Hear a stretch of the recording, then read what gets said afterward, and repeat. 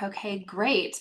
Well, good afternoon, everyone, and welcome to the ACEC Research Institute's Future of Engineering Roundtable Series. In today's session, Ownership Transition Plan that Attracts Newer Generations. Before we get started, I just have a few housekeeping announcements. For the easiest view, move your mouse to the top of your screen and select Gallery View. This will allow you to see all panelists. Your microphone was muted upon entry, but if you wish to ask a question or offer a comment, please feel free to type it into the Q&A box at the bottom of your screen. And we will do our best to answer as many questions as time permits. This event is open to the media, and the press is invited to participate, as with our other attendees, by asking a question through the Q&A box. We are also recording today's event for future viewing.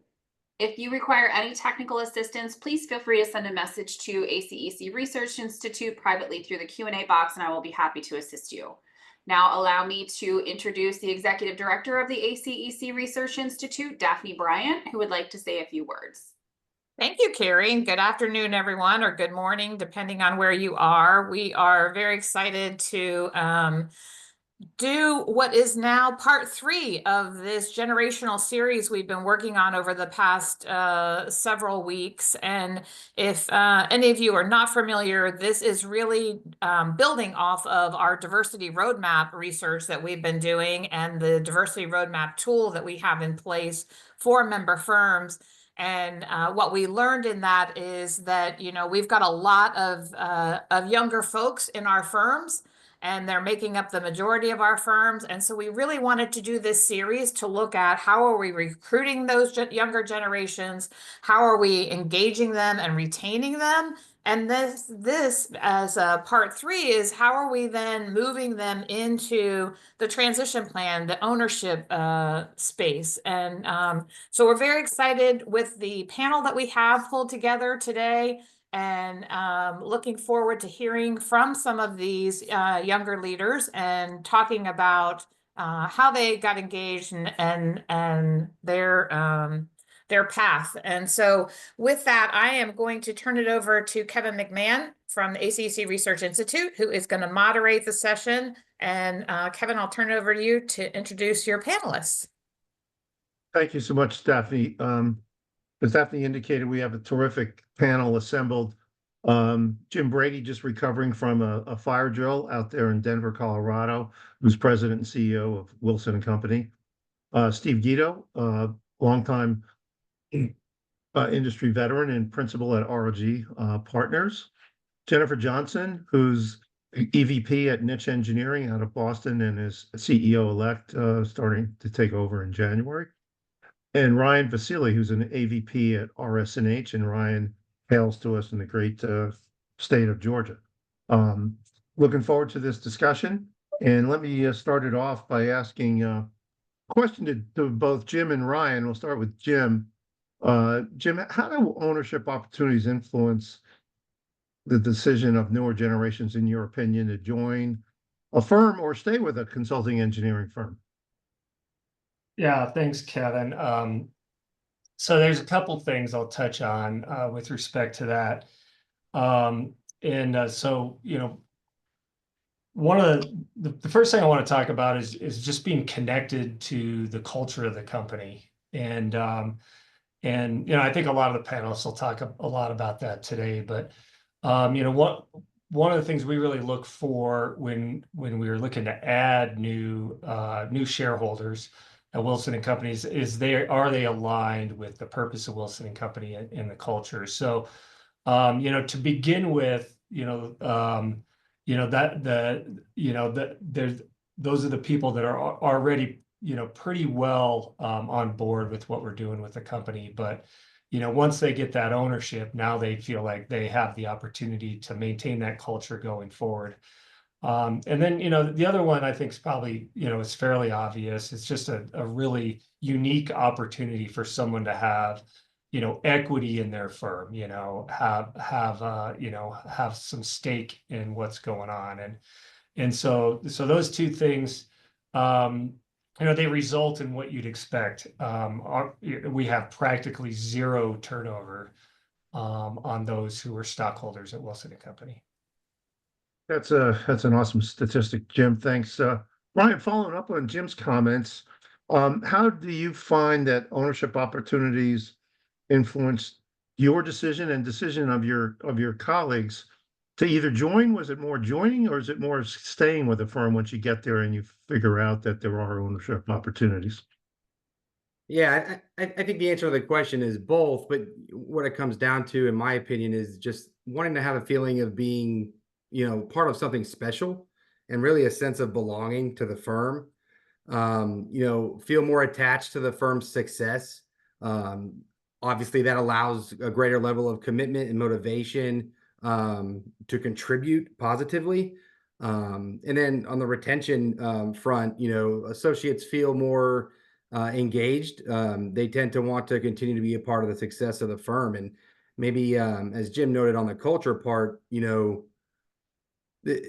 the firms that promote ownership opportunities, in my opinion, foster a culture of entrepreneurship and maybe some innovation, which I think resonates with a lot of the newer generations, because they seek a meaningful and collaborative environment. Excuse me.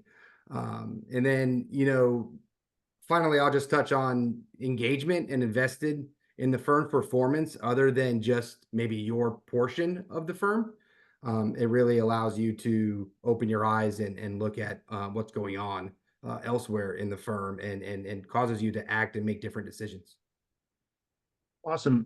Ryan, you highlighted engagement, innovation, entrepreneurship as appealing aspects of ownership for younger folks. Is there anything else beyond that trio? That's a pretty good trio right there that you mentioned. Yeah, no, I mean, I think if I had to add anything to those, I would say, why not reap the rewards of the hard work that you put in every day, right? A lot of young associates put a ton of hard work in what they do, and those benefits and profitability and reward should come back to them. And I think that's really really what I'll end on there is allowing your hard work to pay off in more than one way. Coming back to you in your pocket. And then obviously the financial gain. RS&H just finished their yearly stock offering, and we had a great appetite for career associates under the age of 30. So this is something that is very, a good time for discussion, as we're seeing a great deal of interest in our offering from those up and coming star associates. Awesome. Jennifer and Steve, I'm going to start with Jennifer first, then go to Steve. Ryan outlines some great attributes of ownership. Are there any common misperceptions among younger employees about firm ownership, and how would you recommend that firms address those misperceptions early on? Jennifer, I'll start with you. Sure. Thanks, Kevin. It's interesting because I think, especially for an engineering firm, a lot of our younger engineers come in not really thinking about the business side of engineering and the business side of the company. So there could be a lot of misconceptions around how that might work. And I think some of the frequent ones that I've seen have to do more with the selection and expectations of a shareholder. So maybe that the group is an exclusive group. It could be unattainable for them as a younger engineer just coming into the field. Maybe it's too expensive for them to buy in, that it would be unattainable in that way as well. And only certain levels could get into that. So that kind of idea of exclusivity, and it's kind of the opposite of what Ryan and Jim have already pointed out around more of the camaraderie and collaboration mindset. So I think those are some of the initial misconceptions that I've seen. Thanks. Steve, you advise a lot of firms on ownership transition plans. Are there any other common misperceptions out there among the younger generation that you advise folks to try to overcome? Yeah, I think Jennifer's right. I think young people in their 20s and 30s are just getting their feet wet in the profession in terms of technical skills, project management, business development abilities, and then kind of overlaying ownership to them. And I think they just have to ask the question, what does ownership mean in this company? Is it a token, perfunctory type of arrangement to get additional compensation? Does it really mean voting and governance attributes here? What is the long-term trajectory of being a shareholder here? What are my returns? How is the stock valued? What if I leave? What if I quit? So some of those things can be somewhat overwhelming to shareholders. So I think a good part of that, particularly for firms that have well-functioning plans, is to take the time and educate a group of incoming associates or shareholders about how the program works, and frankly, some of the financial ramifications and risks that are also involved for young people in becoming shareholders. Yeah, well, thanks, Steve. Yeah, Ryan mentioned the upside. There's also a potential downside that folks need to be aware of. Steve, following up on that, what financial models do you think work best for ownership transitions that work for firms and also, are appealing to newer generations? Yeah, I think one of the interesting things we're seeing in the industry right now is there is a whole host of ownership models that exist. We have companies that are large and publicly traded. We have companies that are that have ESOPs or employee stock ownership plans. We've seen a wave of private equity investment and blends coming into the industry and recapitalizing companies. And we have a lot of other mid-sized and smaller companies that have either closely concentrated shareholder groups or widely held ones. So there's a wide variety of formulas here. I would say oftentimes the models that work best are ones that are open and transparent and helping a young generation afford ownership in the company. And those can be kind of more direct programs that are exclusive, and you're kind of picking those individual shareholders who are going to be part of the club, or they can be wider and broader from that perspective of too. I would just say one thing. I think one of the challenges we often see in our industry is it's often that first generation company that often struggles with ownership transition planning. I think some of the panelists here might have gone through multi-generations, or they have a good program in play. Sometimes it's those smaller first generation firms that often struggle in terms of getting those blocks of stock from the founders to the generation and getting over that initial hump. Okay, great, Steve. Thank you. Great insights.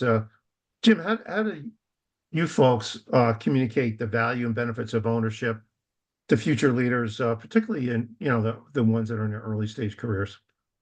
Yeah, well, it's for us, it's part of a broader succession planning and leadership development program. So, we have started identifying high potential people from from their first year out of school throughout. We don't really put any boundaries on who might be a high potential, but like, let's identify who those high potential people are. We do what 9-box evaluation. I think a lot of firms do something fairly similar. And after that, we start identifying a group that we want to really invest in different ways, really from a leadership pipeline perspective. But an ancillary benefit from doing that is you start identifying potential shareholders, people you might want to buy stock. Now, just to put it in perspective, we're an S corporation. About 8% of our full-time employees are stockholders. So it's still a fairly small amount. We're at about 60 shareholders right now. So we're not adding dozens each year, right? We're adding somewhere between 5 and 12 each year. So a lot of that preparation, or the communication, Kevin, that you asked about, is we can still do it in a fairly intimate setting, with their supervisors, and even getting myself involved and starting to talk to them a couple years before we think we may offer them stock. Gauge their interest, start answering those questions. So, for the time being, while it's still a fairly small number each year that we add, we can really do it in kind of the most intimate of settings of just having conversations with them, and that works great. And so that's the way we focus on getting people not only interested, but also starting to get them comfortable before we got to, before they got to start dealing with some of the more bigger the bigger challenges, which is, the money side. Okay. Jennifer, I'm going to ask you to describe how your communication plan has changed over the years, if at all, but we do have a question from the audience. Jim outlined his ownership structure at 60 folks, and Jim, your revenues are how much at Wilson and Company? About 160 million this year. Wow, that's very impressive. And Jennifer, how many shareholders do you guys have, and what's your revenue base? The audience would like to know. Sure. So we have about 34 shareholders right now. And we're working on our transition plan for next year as well to bring in a couple more. That's out of about 125 or so employees, and that's 25 million in revenue. Okay, Here at Nitsch. awesome. Thanks. So how has your firm changed its communication plan over the years, if at all? Actually, it's been pretty consistent at Nitsch, and Steve mentioned transparency, and I think that's been really critical to the success of our ownership transition through the years. We just celebrated our 35th anniversary and have had strong interest in shareholder participation throughout. So the way we kind of go about that is we host an annual presentation open to everyone who works at Nitsch. It's our How to Become a Shareholder presentation. And at that presentation, we talk about, even some of the basics of governance and kind of how an employee-owned company works, but also include things about the criteria to become a shareholder at Nitsch and kind of an overview of the expectations, the roles and responsibilities for shareholders. And it really is open in that it covers all technical and non-technical professionals. So really showing our entire team, anyone can be a shareholder at Nitsch, taking into consideration some of these criteria. I think another part of that is our open book financial management that, seeks to try to educate on more of the business side of the business. So folks understand what they're getting into when they become an owner and an employee owner. And what are the values of being an employee-owned company and the benefits of that. So we encourage a lot of discussion around these topics and try to keep it as open as possible.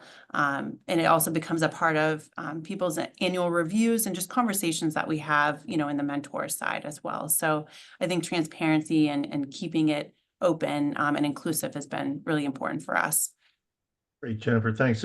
Ryan, I ask you, generally, how many shareholders does RS&H have, and the volume of the business? Yeah, so as a non-CEO on this panel, I don't have those exact numbers here, Kevin, but what I can tell you is that this most recent stock offering that RS&H just did is the first time that we have opened it up to all 1,600 associates, regardless of tenure. Everybody can be an owner, and they will be offered ownership every year. So that's pretty much the update for that I can give you. And as I said before, we have had 58, I believe, % of the new owners this year. We're under 30. So we're having a lot of young interest for our future leaders, and very excited about that. Hey, Kevin, we awesome. had another kind of related question come in that I thought I would throw in now, and it's related to do you have new or younger, maybe younger recruits coming in? Are they asking about ownership? Is that part of what they're looking for in a package, or is it a conversation you're having a little bit later in their careers? Jim, why don't we start with you on that answer question? So Daphne, the question was specifically about new hires and our new people that you're recruiting, in the interview process, are they asking about ownership opportunities? Yeah, some are. Today on this panel, we're really mostly talking about the younger generations. I'm not aware of a lot of people that would say their late 20s or early 30s that are asking about equity in the interview process, but there definitely are some. Okay. Typically in a little bit more senior positions. So yeah, we're definitely seeing some of that, and the way, just the mechanics of our buy sell,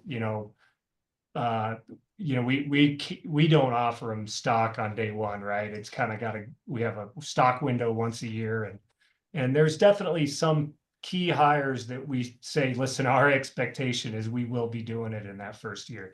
So it's something that we're willing to consider with new hires.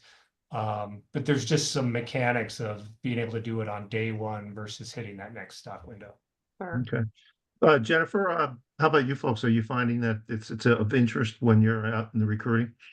I think my experience is pretty similar to Jim, and that it's not all of the younger staff or, you know, the new grads that are coming out are asking about it. We definitely bring it up. It's just a point of Nitsch being employee owned and the engagement then and the benefits that brings to even our younger new hires. But it's certainly part of our recruiting strategy for more senior level professionals and is part of those conversations. And again, Jim, like you mentioned, the timeline associated with that is definitely something used in recruiting. So I would just second what Jim said. Yep. And Ryan, I would guess that if you're opening it up to all associates, that it's part and parcel of your recruiting story about the benefits of joining RS&H. Absolutely, yeah. And we have had some new college grads and early career recruits ask us about the program and when they will be eligible and how that works. So we are communicating that to them through the hiring process. Awesome. I mean, all three of you have mentioned open book, transparency, and extensive communication. So it seems like it's a common theme. Steve, let me ask you, you know, have you noticed the perspectives of Gen Z and millennials on longer term commitment, which really ownership is to some degree changing from previous generations?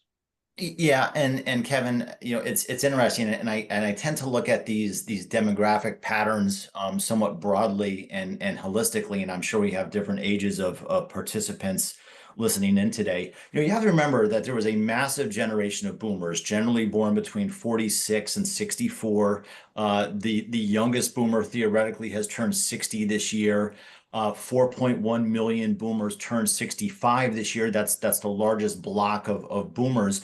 And frankly, they are the ones that are right now selling down their shares and forcing kind of these redemption liabilities onto a new generation of shareholders coming in. We have a fairly sizable block in this country of millennials. There should be a lot of 30-year-olds in your companies right now because they're a very large block of folks in the workforce, and Gen Z. When you talk to them, they certainly say, yes, we are interested in ownership. This is a generation that's been molded by Elon Musk and Beyonce and watch Shark Tank and have entrepreneurial you know, apps on their phone. So they have that ownership kind of proclivity. But when you talk to some of the older partners, they're like, look, you know, I try to, like, you know, talk to ownership with these young people, and it's like staring into the sun. So I think there's a little bit of a disconnect between kind of the desire for ownership and the mechanics of getting it down. Lastly, I'll just say we have seen a tremendous amount of merger and acquisition activity and consolidation in our sector here, most recently also over the last 3 or 4 years in COVID. That tells me there's some breakdowns here. When a lot of firms are deciding to sell out versus sell down, there's either a value proposition or a liquidity preference that's happening in the external market versus the internal one. Great, Steve. Thanks for that perspective. Jim, your firm, and your senior leadership team adjusted your approach to ownership transition in response to the newer generation, the workforce challenges, all that's going on with the newer, you know, with keeping and retaining younger folks today in this quote unquote war for talent?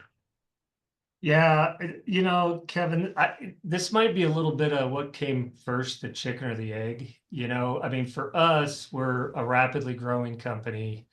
Over the last 4 or 5 years, a lot of A&E firms are out there the same way. It's been good growth in our industry. And so therefore there's been a lot of growth in the number of stockholders. Most of them have been in their early 30s. And so, you know, it's not necessarily a reaction to, oh, hey, we want to get, you know, into this newer generation. We do, but we also need to, you know. And so, you know, so really to have a good, healthy approach to, you know, transitioning ownership and staying employee owned, You know, we need to tap into, you know, as many ranges of the age level at Wilson and Company as possible. So not really even talking about the different cultures of the generations. We just got to get into that early 30s, late 20s. And so, yeah, of course, we've had to change some things.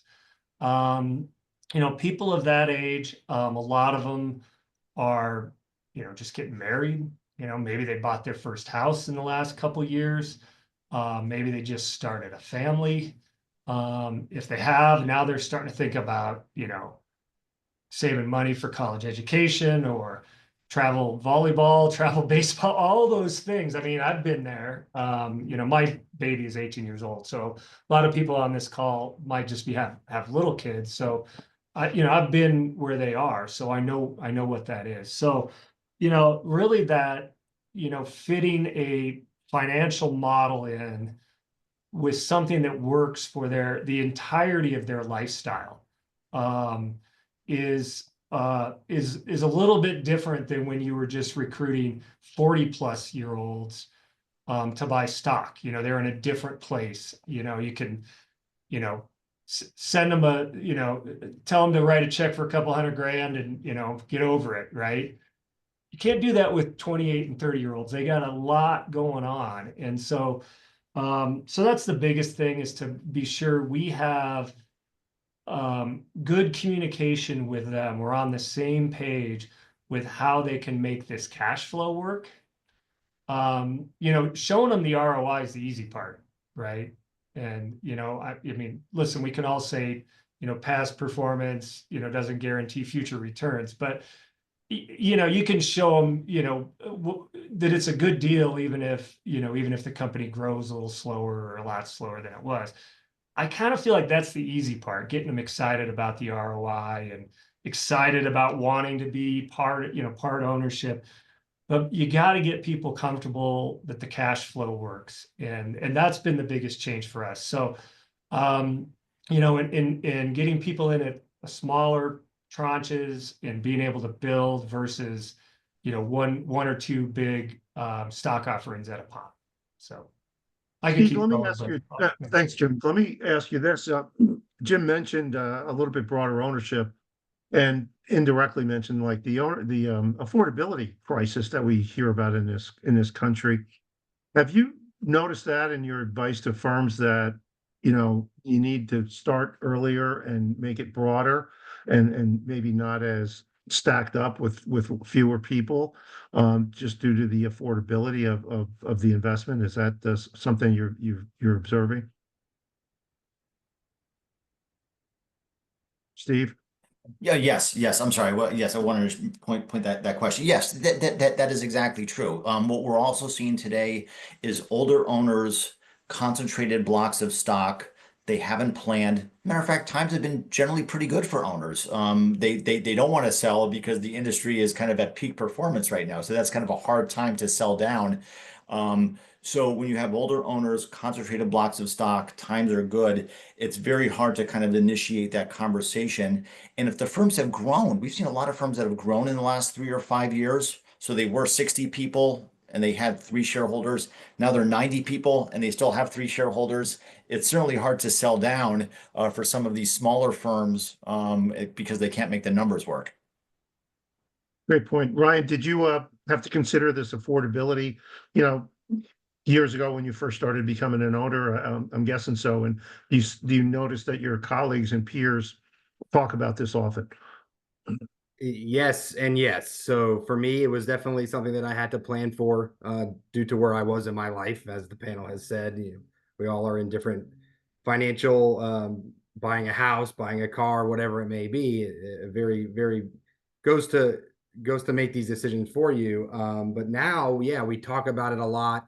We have since reduced the minimum buy-in as well to help. We have instituted financing models to help people contribute and become owners for the first time. And I'll even go far as saying we're looking into maybe a layaway type of system where we could have payroll deduction throughout the year so people can put some money away and then use that to purchase stock come offering time. So yeah, it's been a very big item of discussion for leadership as well as the younger associates. Awesome. Thanks for those answers. Jennifer, let me ask you about, I know Nitsch is a woman-led firm, formerly a WBE many years ago. But what advice or challenges have you seen, for women generally, maybe not at Nitsch specifically, becoming owners in this industry? Do women face different challenges or more challenges than the average man? I mean, as you allude to a little bit, Kevin, I think that I've been pretty lucky in the fact that I've built my career at Nitsch and I haven't encountered any specific barriers to ownership. It's always been viewable to me. You know, I've always seen, we have many women owners here at Nitsch, and I've always been able to see myself in those seats. But I think that that can be a challenge for some women in the industry, that they might not be able to see themselves at the leadership level or in the shareholder or ownership pool or on the board. And so I think that's such an important part of the representation and the growth in that area. We're definitely making a lot of progress. I look around and see more women now, but it's definitely more that we can do there, I think, just to make sure that people can see a pathway for themselves. I mentioned, we had a very transparent and inclusive process from the beginning. And so I think that also helps to remove those barriers. We want to make sure we continue to grow that to be inclusive of all underrepresented people, not just, women in the industry. And so a lot of what Ryan mentioned in terms of making sure it's financially accessible to all types of people here working as engineers or in the engineering industry. So starting those conversations early to allow for financial planning, given people's different financial circumstances, and also providing firm support, like you mentioned, Ryan. That's definitely something we've looked at as well and have offered in the past, kind of a loan program for all folks to be able to access ownership. Awesome. Thanks, Jennifer. Sometimes we fail to recognize, I think, that we may be dealing with an employee who's got a spouse who may be going through some similar opportunities or challenges financially. So it's not just a one person per household. Ryan, as a person who made the decision to invest, what motivated you early days to do that, and how do you find that it shaped your career going forward? Yeah, so I had a lot of senior leaders that I looked up to in the firm, and when the opportunity presented itself, I researched it pretty heavily because I'm an engineer and that's what I do. But wanted to jump on it. I just really wanted to begin a voice in shaping the future decisions and choices that the organization is going to make in the future. I believe that when you become an owner, your mindset kind of shifts and you begin to start acting and thinking like an owner should or would. And as I said before, this kind of includes getting involved in areas of the organization that you might not be focused on or have much experience in the past, but it kind of helps you be more well-rounded in the industry and in the business.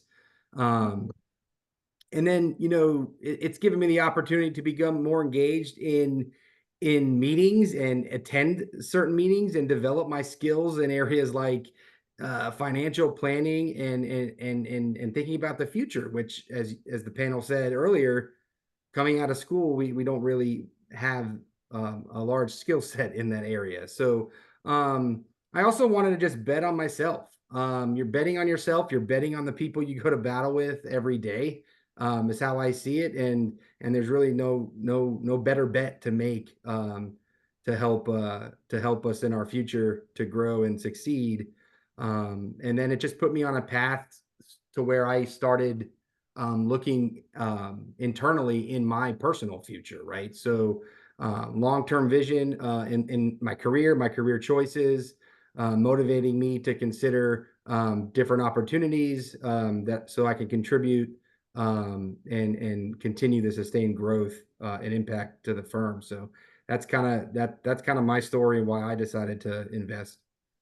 Awesome. Great. Thank you. I'd like to close out this section by asking the entire panel a question and just give us a quick answer. And the question is, what attributes in the firm's structure or culture are critical for making ownership attractive to this newer generation? If there's one or two things at most that you can think of. Steve, how about you, if you're ready to go? Yeah, I think quick answer would be trust and culture. You have to have a culture of ownership. People have to trust each other and they have to believe in the mission. That's great groundwork for broadening ownership out. Awesome. Jennifer. Similarly, I would just talk about alignment around core values, right? Making sure that not only have we defined what our core values are in our mission statement here at Nitsch, but also that we're walking the walk and others want to walk the walk with us. Okay. Jim. Yeah, a bit of a broken record here. I mean, if people are jacked up about your purpose as a company and what your culture is, becoming an owner is a way for them to make sure that is carried forward into the future. So, that's right at the top. All right. And Ryan, you get the throw the fastball on the 3-2 count to close it out. Yeah, no, I agree. I would say transparency from the top and from really all levels of the organization, and then engagement, and that goes to project work as well. We need to keep everybody engaged and challenged. Awesome. Great thoughts. We're going to change the discussion a little bit about to Hey, structuring Kevin, ownership. can I add Yeah. one? So I'll throw a Yeah. curveball after Ryan's Okay. fastball or whatever. A lot of our younger generation would like to stay privately held as that company, and so that is another one. And they feel like if they buy in, they have an opportunity to make that happen, versus having the company to be, I'll just use the word forced to get a different investor. So that's another attribute that seems to be really attractive to people. So Okay. sorry for interrupting. No, that's a good. If nobody wants to buy it, then somebody's going to sell it to somebody else, right? It's pretty simple. Yeah. Thanks for that added perspective. Jennifer, let me start with you then. What do you think, from your perspective as CEO elect? What are your biggest challenges in structuring the continued evolution of your ownership plan to appeal to newer generations? Well, I think I'm lucky because we don't have too much challenge keeping our younger employees energized around becoming owners. So I think one of the challenges we have in a leadership transition is just making sure that we continue to communicate around the leadership transition and be clear about where we're headed, and also have them be part of the process. I know one of the things we talked about in preparing for today's panel was our approach towards strategic planning at Nitsch, and that's something we just went through this year as part of both our ownership and leadership transition. And one of the ways we like to do that is to engage all employees across the board in our strategic planning, as well as the shareholders at a more intense level, so that their voices are really heard. And I think that's helped us be successful in sharing kind of where we're headed and continuing to have that cycle of energy around our buy-in. Okay, thank you. Jim, let me like a slightly different question. Hearing a lot from Ryan, you and Jennifer, about the success of your plans, and the environment right now is obviously very good for engineering firms generally.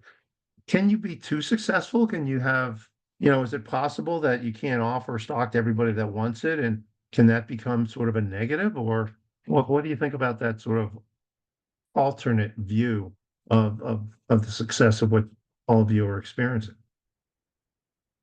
Yeah, that's been around for a while. There's sometimes we're not even aware that there may be a couple people that they want to be a stockholder, they want it now, but the conversations maybe someone on my leadership team didn't know it, the conversation hasn't happened. They see people brought in, when you do get into the broader team, into a younger group, you can have a lot of people look at those 5, 6, 7 people that went in and say, well, that looks just like me. How come they got in and I didn't? And so, yeah, that risk does exist, for sure, Kevin. I'm not sure I have a really good answer on how to combat it other than just communication, right? It's always about trying to maximize communicating with as many people as possible, making sure you understand who's out there and if they're interested. And so at least you can talk to them about the timing. But for sure, Okay. it just seems like every year, we've got a couple of people that feel like, hey, that should have been me. And why aren't you talking to me? And Okay. sometimes we can get them in the mix and get the conversation going, and sometimes it hurts us a little bit. It leads a little Question. bit, Kevin, into the question, maybe that's where you were going, Yeah. from the audience around transparency. Yeah, the question from the audience, well, one of the questions is about transparency. Before we get to that, there's a question about, I would call it, do you have different levels and classes of stock, and more of a complicated capital structure for ownership, or is it a simple, everybody has the same type of stock? And let me start with Steve. Steve, what do you recommend about, A, Class B, all these kinds of things that sort of connotate different importance levels to stock that X people own versus Y? Is that a good idea, or should people just generally keep it simple and the same generally? Yeah, and in our observations, there's the capital structures for many engineering firms are fairly simple. There's not Class A or preferred or Class B or voting or non-voting. They tend to be generally kind of on parity with one another. Some firms may have other type of participatory programs with that, like stock options or stock appreciation rights for people that want to kind of drag along with the performance of the company that are not direct owners. But I would say, generally speaking, the kind of classes, you tend to see those in publicly traded or other complex organizations. Okay, thanks, Steve. Let me ask you this. This is about transparency, and the question's a good one, and one that I think everybody struggles with. Jennifer, I'm going to start with you, and it's like, what do you communicate to the folks? I mean, do you communicate how well you're doing, how much money you're making? Do you define what that means? Because a lot of people have different definitions of profit, what the ownership bonuses are, what the bonuses to the staff are. Where do you draw the line in communicating, where does the money go? I guess is a question people would like to know, get some thoughts on. Sure, because it can be complicated, and I think the question, the person asking the question is alluding to the sensitivity of that information and how it could change the dynamics around the employees, right? So I think at Nitsch, our approach has been to present the financials twice a year. We do not go as far to disclose individual bonuses or anything like that, but I think everyone at the firm knows the general performance of how well we're doing, and those numbers are disclosed, and that's been pretty successful for us. It does come with a lot of education, I think, constantly teaching more about what those numbers mean and how they do influence our bonuses as a whole, but certainly not getting down to the granular level of individual bonus structure. Thanks, Jennifer. Jim, what do you folks do with this description and transparency, so to speak, of the complete profit distribution? Yeah, so it may be similar to Jennifer. So at a firm-wide level, right, which includes all employees, not just the stockholders, it's pretty high level, right? What our revenue is and our percent return, and other KPIs. So they see that the firm's doing well, they're part of a winning team, and it's doing well. So the shareholders, we communicate the pools, right? This is what our retained earning is and why it is that, how we got to that number. This is what the dividend is. pretty formulaic, right? And so, you know, how we got to that and why is that important? And then again, the pools at a very similar, Jennifer, pools at really high level, not any individual. So the shareholders, you know, they do get a, you know, pretty good view of the, you know, what happens to the earnings. And they should, of course. So Awesome. This is a question that a lot of folks struggle with. We're getting off the script a little bit, but it's great. And the question's about bonuses and subsidizing quote unquote ownership purchases. So I'm guessing most of your bonuses, or maybe not, are geared around performance. Steve, let's start with you. Do you recommend a sort of subsidy program to give bonuses to folks who then pour it back into stock? Or how should you differentiate between helping folks buy in versus performance? How do you recommend folks go about doing that? Yeah, and there's always that conversation about incentive compensation and what is for the role that you have as an engineer or project manager or vice president, and then what is your return as a shareholder for owning that return in the business, and sometimes those can be blended there. I will say that I think companies today versus an older age where you hear stories of, well, my partner and I had to scrape up money or mortgage our houses and then buy somebody out, and now we're owners of this little engineering firm. I mean, with the affordability crisis of student loans and higher home prices and things like that for a younger generation, the company really does have to serve as a conduit of financing and helping them get shares into the company. So whether it's a payroll distribution, whether it's notes, whether it's bonusing stock to people, those types of programs I think are all on the table. And I almost started tearing up when I heard about mortgage in your house. Steve brought me back to years ago. Ryan, did you expect a subsidy when you bought in, or what about the rest of your colleagues? What's your take on this concept? No, I didn't. And you know, we have various levels of incentive comp plans based on the level you are or where you are in the organization. But no, all of our stock is common stock. It's all the same shares. You know, I think that I'm, as a mid-career level owner, you know, probably not well versed in every aspect of this question, but what I could say is that we do bonuses based on performance and throughout the year that do come in and out of the stock plan as well. Awesome. Okay. And Jennifer and Jim, I know you've got some thoughts on this. What's your, I know the word subsidy is a murky sort of path to go down. Where does returns to shareholders start, and where does subsidies begin? But what are your thoughts generally, Jennifer, on this idea? Well, I mentioned earlier in our conversation that it's been important for us to have a low buy-in value, right? Making it accessible for new shareholders. And so the other side of that coin is that there is a continuing expectation of investment in the firm from our shareholders. And so that's determined, you know, at an individual level for each shareholder based on their bonuses. But there is a certain level of expectation that to allow us to continue being employee owned and continue that ongoing transfer of shares through our ownership levels, that shareholders do continue to support that through their bonuses and reinvestment in the company. And Jim, what are your thoughts on this topic? I know you've wrestled with this yourself.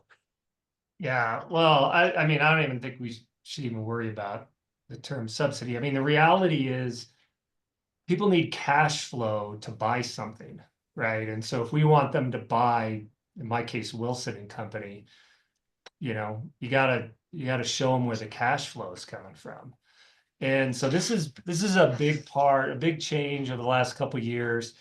You know, to date, I've been meeting with, you know, the fairly new stockholders, the people in their first, second, third year personally, and just sit down and work through it with them and say, listen, here would be a good target of ownership for you dollar wise.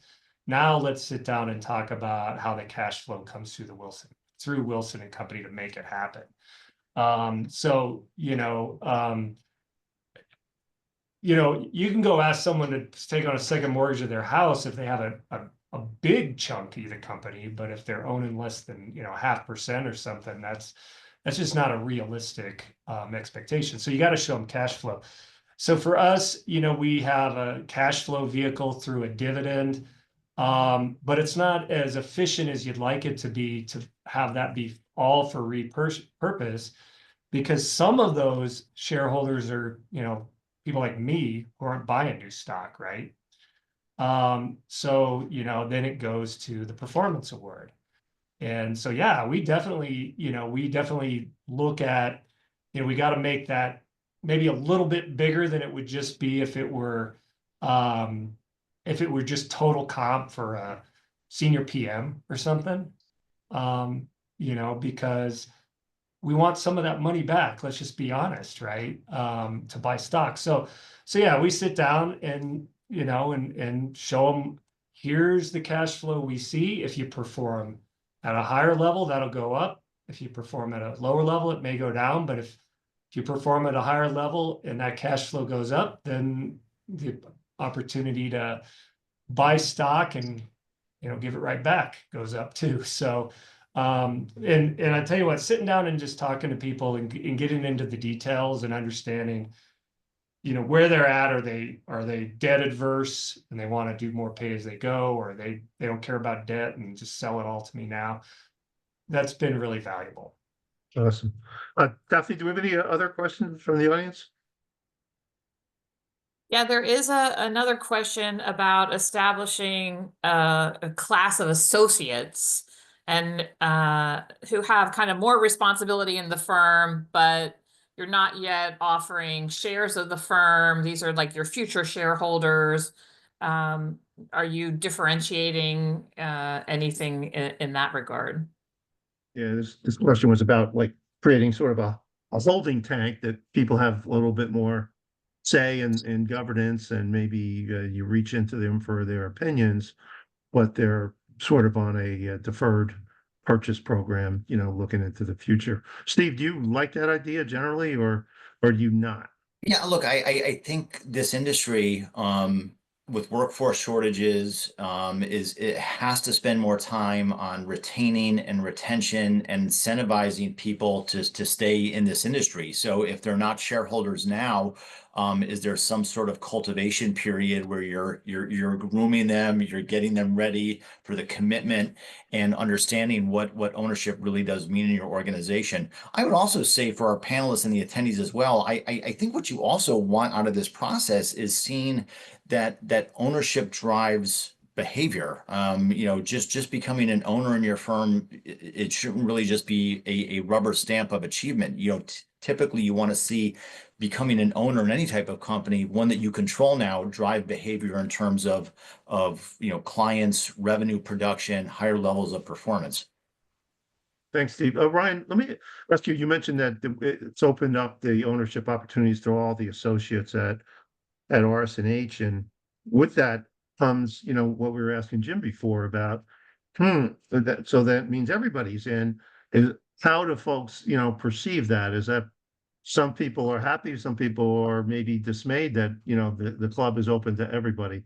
What's your reaction and some of your, colleagues' pros and cons to that concept? Yeah, that's a good question. I think it's new to us at RS&H. This is the first year we did it, but it's just literally probably a couple of weeks ago that the offering was made. But what I would say right now, I'm hearing nothing but positive remarks about it. I just enjoy the idea that now we can probably have more open and honest conversations with young associates. We don't have to feel like there's maybe a conversation to have with Group A and a conversation to have with Group B. And it really just aligns everybody, right? As you just said, like becoming an owner comes with now more responsibility and more focus on the future trajectory of the firm, right? So I think getting everybody behind or all rowing the ship in the same direction, as we like to say, I think it's going to be a positive for us at RS&H, and we're really looking forward to seeing what it turns out to in the future. And following up on this, Jim, I'll start with you. Like, do you feel that folks need to be in a ownership holding pattern, or do you feel like you just need to offer leadership and mentorship opportunities to those potential future owners, keeping them engaged for when and if, you know, you nominate them for ownership? Well, all the above. I mean, you know, you know, we need to develop as many people as possible. You know, we need to be open and, you know, to as many new shareholders as possible, and make sure if with our key people, we know what they want to do. I'm kind of not answering the question, but you know, if you want to be a growing organization, it's all about getting more talent and developing more talent, but it's really mostly about developing more talent, right? I mean, our three firms and a lot of others, you know, mostly we hire a whole bunch of college grads, and then, you know, and the success we have with them has a lot to do with, you know, how much talent we have at the next level, which can turn into owners. So, sorry to kind of mom and apple pied you there, Kevin. That's okay. That's okay. And Jennifer, with you folks, is it as simple as the more talent you get, the stronger your firm will be, and the easier path to growth? Is that how you look at it? I think to some extent, I mean, watching Jim try to answer that question is tough, right? Because I think, you know, the original question was about kind of having this formalized program of like almost shareholders, right? Like getting like a formalized program around that. And I wouldn't say that's something that we have. We really do focus on developing all of our employees from the moment that they start their careers at Nitsch. And part of that certainly are conversations around ownership, but more than that, it's about developing them professionally, their leadership qualities, and seeing where they can take it. We want to give them that sense of autonomy, and empower them to kind of find their career path at Nitsch. And so, I don't want to say, you know, ownership isn't something everyone is interested in, and we want to make sure we support all of our employees in kind of finding their way. So, I don't know that I answered your question either, Kevin, or the initial question, but I think that it is a holistic look at developing and retaining talent, and also just developing future leaders is much broader program than just kind of a holding tank for owners. Yep, I'm getting a sense that folks really just need to recognize future leaders, and there's many different ways to do it. This is the last question I have for everybody. Just like a quick answer to wrap this up. It's been a great insights from you folks so far. What impact has ownership had on the sense of responsibility and leadership within your firm? And Steve, I'll ask you about the industry as you see it and successful firms. Let me start with you, Jim. What have you seen at Wilson Company that ownership has had an impact through the Wilson Company journey? Yeah, I think it's made a big deal. I mean, I think it's made a big impact because our ownership numbers have grown significantly in the past 5 or 6 years. There's a lot more people curious about, you know, key performance indicators and what we need to do to make it work financially, and you know, we're seeing improvements across the board with that. How about you, Steve? What do you see for the industry and firms in general? Yeah, I'll offer a quick nuanced take. I mean, I think historically this industry has been like law firms or accounting firms. We bring young people in, we groom them, we share our blocks of stocks down, and they kind of, you know, grow that stock over time. And having ownership and motivation of people and having a stake in their organizations, I think is wonderful and lasting. The reality is that a lot of models are changing today. We've seen a lot of firms sell. We've seen the private equity model. So I think to some degree, some can make a kind of a counter argument that maybe ownership in our industry is being challenged a bit. Okay, great. Thanks for that contrarian view.